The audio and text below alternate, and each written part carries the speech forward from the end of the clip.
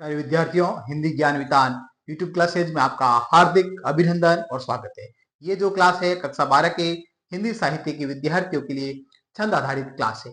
पूर्व में छंद पे 2 क्लास पढ़ चुके हैं। आपके छंद टॉपिक में से 2 अंकों के 2 प्रश्न आएंगे जो रिक्त स्थान से संबंधित होंगे। आज पढ़ेंगे सर्वप्रथम कुंडलिया छंद क्या होता है। प्रिय विद्यार्थियों, कुंडलिया ये एक विषम मात्रिक छंद है। कैसा छंद है? विषम मात्रिक। इसमें 6 चरण होते हैं।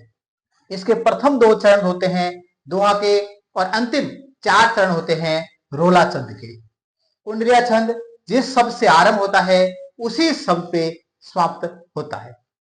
तो इसमें से आपके प्रश्न क्या बनेंगे कि कुंडलिया छंद रिक्त स्थान है। आपको लिखना पड़ेगा विषम मात्रिक छंद। कुंडलिया छंद में रिक्त स्थान चरण होते हैं। आपको लिखना होगा 6 चरण। प्रथम जिस छंद में प्रथम 2 चरण दोहा के तथा अंतिम 4 चरण रोला के होते हैं, रिक्त स्थान कहलाता है। आपको लिखना पड़ेगा कुंडलिया छंद। फिर अगला प्रश्न ये बनेगा कि कुंडलिया छंद रिक्त स्थान से बना होता है तो किससे? दोहा और रोला से। या इस तरह से प्रश्न पूछ सकते हैं कि कौन सा छंद दोहा और रोला से बना होगा, तो आपको लिखना पड़ेगा कुंडलिया छंद। ये जो कुंडलिया छंद के लिए मैंने कोष्टक में लिखा है 2 रो। 2 कमल होता है दोहा और रो कमल होता है रोला। अर्थात कुंडल एक आभूषण होता है जो कान के अंतर्गत पहना जाता है। इसको याद रखने के लिए ये इस तरह से आप याद कर सकते हो कि जब किसी भी व्यक्ति को कुंडल पहनाते हैं तो उसको थोड़ा सा क्या होता है, दर्द होता है, दोहरा लगता है। मारवाड़ी के अंतर्गत कहते हैं दोहरा लगना। तो कुंडल पहनोगे दोहरा लगेगा, तो यानी दोहा और रोला से मिलकर बना होगा। अब मैंने दोहा और रोला के बारे में लिखा है कि दोहा अर्धसमात्रिक छंद है।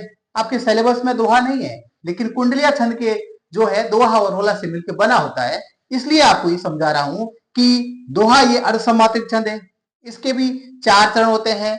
विषम चरण अर्थात पहला और तीसरा चरण, इसमें 13-13 का सम चरण दूसरा और चौथा चरण के अंतर्गत 11-11 मात्राएं होती है। इसी तरह से रोला की बात करें, रोला ये सममात्रिक छंद है।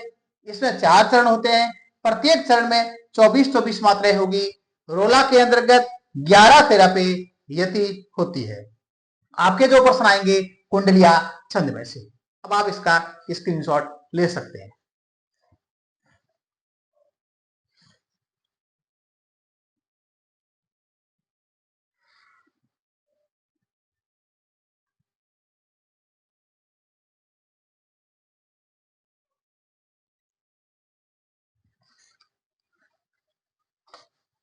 आपके छंद में से जो प्रश्न होंगे वो रिक्त स्थान से संबंधित प्रश्न होंगे। अब पढ़ेंगे छपे छंद।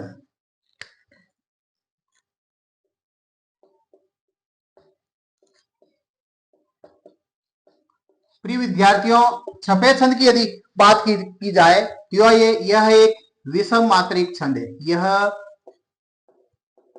विषम मात्रिक छंद है।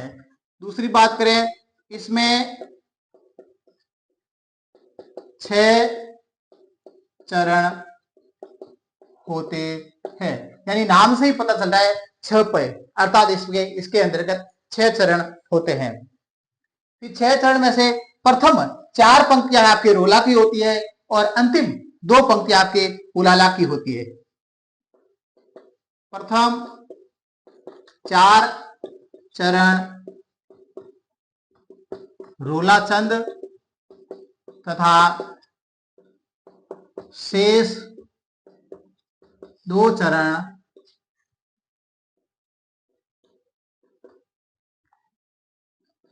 उलाला छंद के होते हैं। अब आपके छपे छंद में से जो सवाल बनेंगे, पहला ये बनेगा कि छपे छंद रिक्त स्थान है, तो आपको लिखना पड़ेगा विषम मात्रिक छंद। अगला प्रश्न ये बनेगा कि छपे छंद के अंतर्गत रिक्त स्थान चरण होते हैं, आपको लिखना होगा 6 चरण। फिर अगला प्रश्न ये बनेगा कि जिस छंद के अंतर्गत जिस छंद में प्रथम 4 चरण रोला छंद के तथा अंतिम 2 या शेष 2 चरण उलाला छंद के होते हैं, रिक्त स्थान कहलाता है। आपको लिखना होगा छपे छंद। आज हमने दो छंद पढ़े हैं, एक तो कुंडलिया छंद और दूसरा छपैया छंद। शेष इसके छंद के चौथे भाग में पढ़ेंगे। तो सभी विद्यार्थियों को ये समझ में आया होगा। इस क्लास को आप 2-3 बार देखना। आपके छंद में से 2 अंकों के 2 प्रश्न आएंगे जो रिक्त स्थान के संबंधित। ये किसी भी विद्यार्थी के गलत नहीं होने चाहिए। इसी आशा के साथ जय हिंद, जय भारत।